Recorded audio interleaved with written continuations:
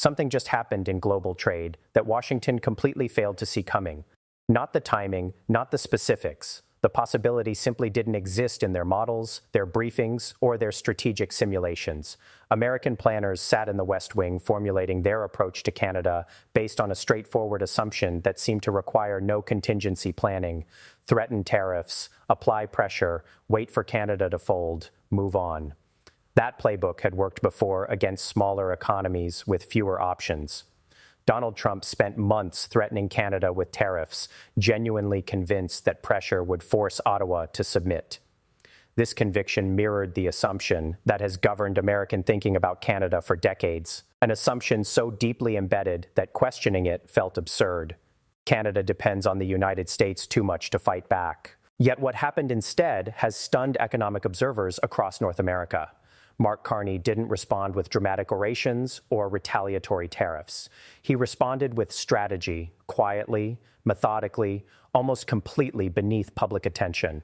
While American focus was fixed on threats and counter-threats, while cable news debated tariff percentages, while Trump's advisors congratulated themselves on their pressure campaign, Carney built something: a global commercial network designed to diminish Canada's reliance on the United States. Not theoretically, practically. With signed contracts, dedicated infrastructure, and partners who arrived with financial commitments instead of intimidation. When that network became operational, when the world could see what Carney had been constructing while Trump was posting, Washington's reaction was immediate alarm and the unsettling realization that the leverage Trump thought he had might no longer exist. Then came the moment that elevated this from a trade dispute to a global turning point. Warren Buffett broke his silence. The Oracle of Omaha, the most respected investor in American history, stated that the United States may have just walked into what he called an expensive lesson. 2 words carrying the weight of a verdict: subscribe to join the community, share your thoughts, and distribute this content, because what's happening between the United States and Canada right now is the story of how a middle power freed itself from a superpower's grip. And the superpower didn't even realize it was happening until the grip was already gone. Let me take you to Beijing, January 2026. That's where this story really starts. Not in Washington, not in Ottawa, but in Beijing, where Mark Carney went when every historical precedent said he should have gone to Washington. That choice reveals everything about what Carney understood that Trump didn't. When threatened by one partner, you don't negotiate from weakness. You go to the alternative partner, the one who wants what you have, the one who's been waiting for this opening, the one who will offer terms that make your current partner's threats irrelevant. Carney went to Beijing. While there, Canada and China finalized a comprehensive trade agreement that fundamentally alters the economic landscape of this continent, permanently, structurally, in ways that cannot be reversed by simply changing policy back. China agreed to reduce tariffs on Canadian agricultural products: canola, lobster, peas, beef.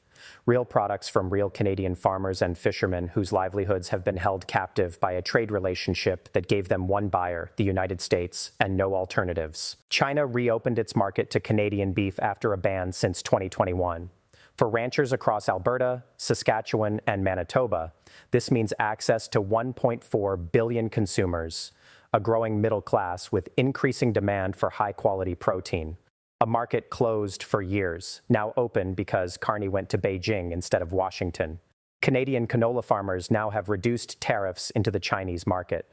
Lobster fishermen in Atlantic Canada, pea producers across the prairies.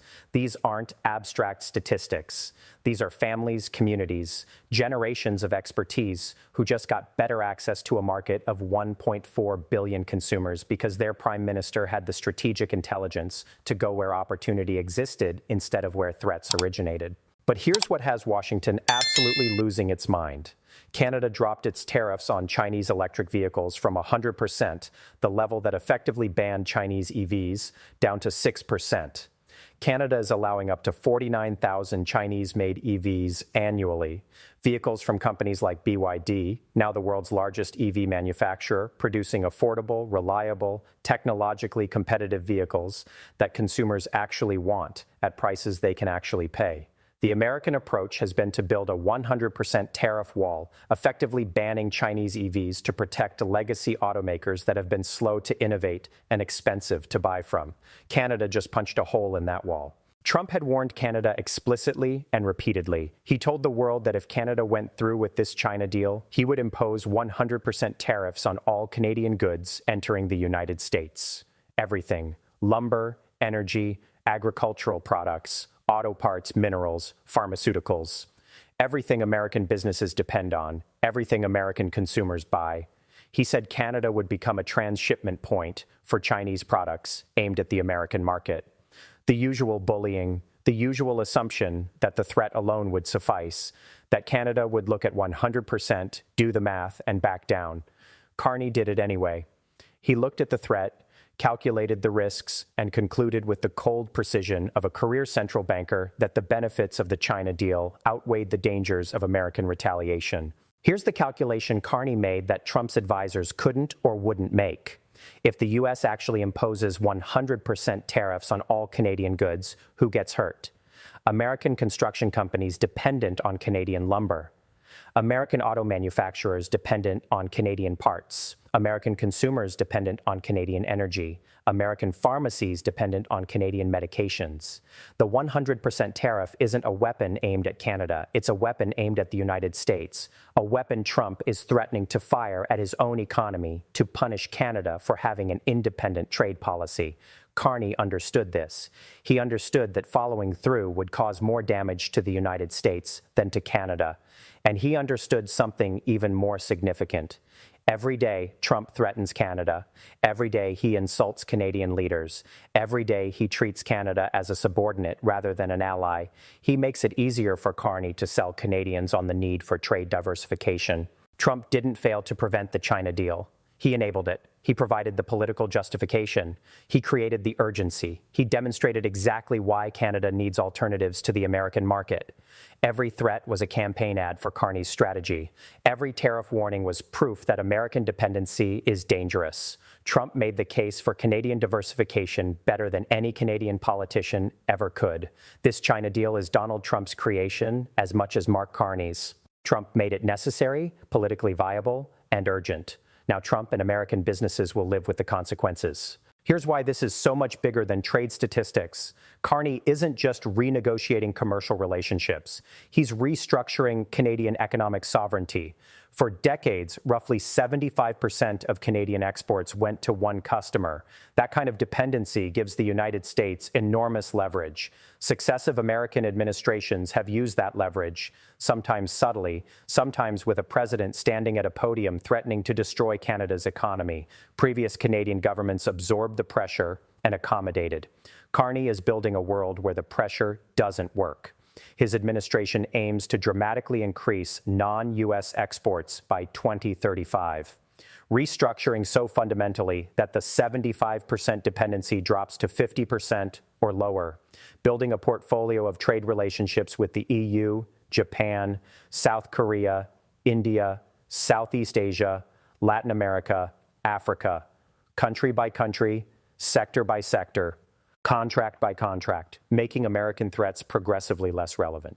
The timing couldn't be more perfect. Trump thought his 100% tariff threat would make Canada back down. Instead, it accelerated Canada's pivot to China. It proved to Canadians why they need to diversify. It made the case for Carney's strategy better than any political speech. Every tariff threat is another data point supporting Carney's argument. Trump isn't fighting Canada's diversification strategy. He's fueling it. Let me tell you who benefits from this deal right now. Real Canadian industries seeing real results. The beef industry now has access to 1.4 billion consumers. Family ranches, multi-generational operations, small-town processing facilities where the cattle auction is the center of economic life.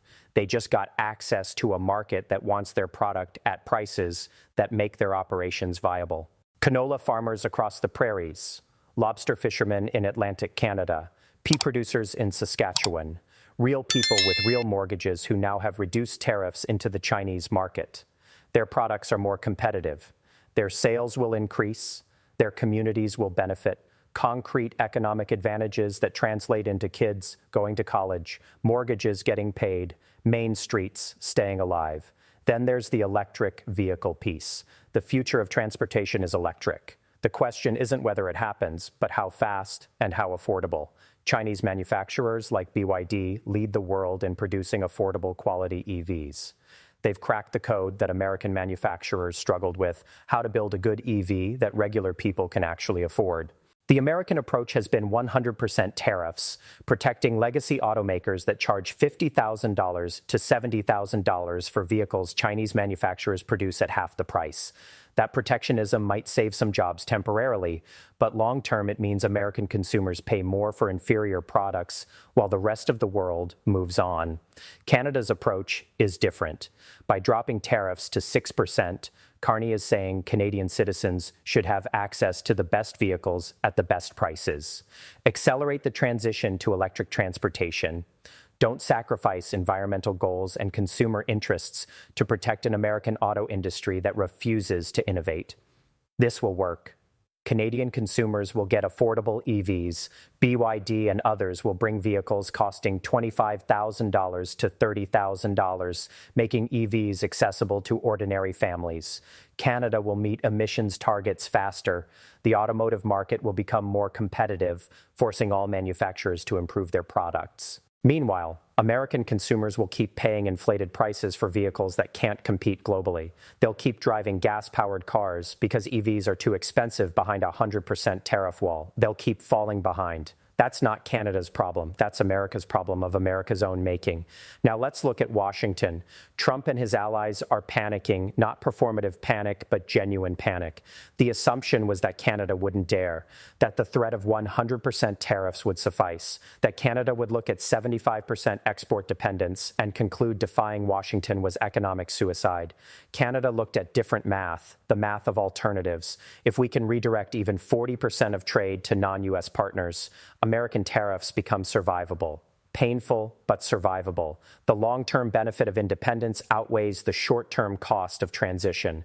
That's the math Carney ran. That's the math that came back positive. That's the math Washington never bothered to check. Now, American businesses face consequences. If the U.S. actually follows through on 100% tariffs, it's not just Canada that gets hurt. American construction loses Canadian lumber. Material costs surge. Housing prices spike. Construction workers lose jobs. American auto manufacturers lose Canadian parts, halting assembly lines. American consumers lose Canadian energy. Heating costs spike immediately for millions. American pharmacies lose Canadian medications. Patients face shortages. The 100% tariff doesn't punish Canada, it punishes America. Everyone in Washington knows this. So the likely outcome isn't the tariff wall Trump promised. It's bluster, angry statements, symbolic actions designed to look tough without causing economic suicide. But that outcome is even worse for American credibility. If Trump threatens 100% and doesn't deliver, the threat is exposed as hollow. Future threats carry less weight. Canada called the bluff. Either way, the United States loses. Carney understood this. Carney designed this. He created a situation where both of Trump's options lead to the same outcome, American vulnerability. That's not luck. That's strategy, executed by someone playing chess while Trump's advisors play checkers. China's role here is a masterclass in geopolitical positioning. Beijing didn't threaten anyone, didn't intimidate, didn't insult Canadian leaders. They just offered a fair deal, one that acknowledged Canada as an equal partner rather than a subordinate. One that offered market access in exchange for market access, one that seemed reasonable compared to Washington's unreasonable demands. In doing so, China drove a wedge between the U.S. and one of its closest allies, not through aggression, through reasonableness. When China's statement said the deal doesn't target any third party, they were diplomatically correct. But everyone knows what's really happening. China gains increased Canadian market access, a North American foothold for its EVs, Canadian agricultural imports at preferential rates, and the chance to show every country that an alternative to American economic domination exists. The contrast is devastating and visible to every nation evaluating its relationship with the U.S. If you're Mexico, Colombia, Indonesia, Vietnam, or Poland watching this unfold, what do you see?